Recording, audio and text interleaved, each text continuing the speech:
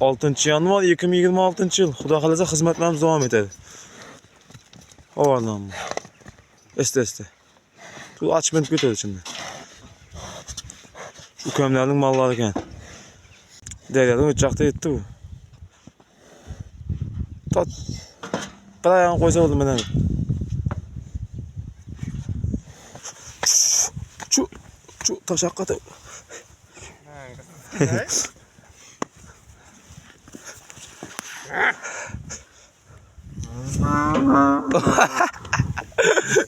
Ses diyardı bu. Ya xiyilmem aldı. Birincisini mingizdik Xudo xolasa. 407 kilo ekan bu. 407 lira qattı. 407 kilo. Ben ilk oynadım şu. Atızdan şut bitti. Hatta yamanlık etti. 370 ga qo'yib turiding mi oka? Sotib olmabsan da 370 deydi. He. Malades. 180 qo'ydim buni. Ikkinchisi Xudo xolasa.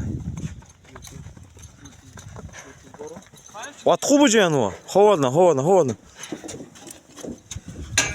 Bu kemalak keladi bu. Arqada emas ekan bu. Bekle. Tat.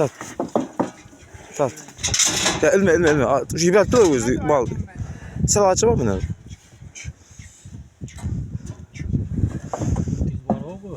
280 qo'ydim. 280. Bes. Ya boş koydu. Kolunda at dur.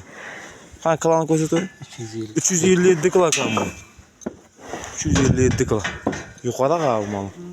Argı malının teren malıydı bu. Havadan bu. Diyardın arasın birincisinde çıktı değil mi? Güzel kurtarmışlar. Oyundan çok kötü bana. Tut. Boş koy. 285. Ya 61 geldi bu. 260. 261 kilo kan bu. Yaş. Yaştaydı bu.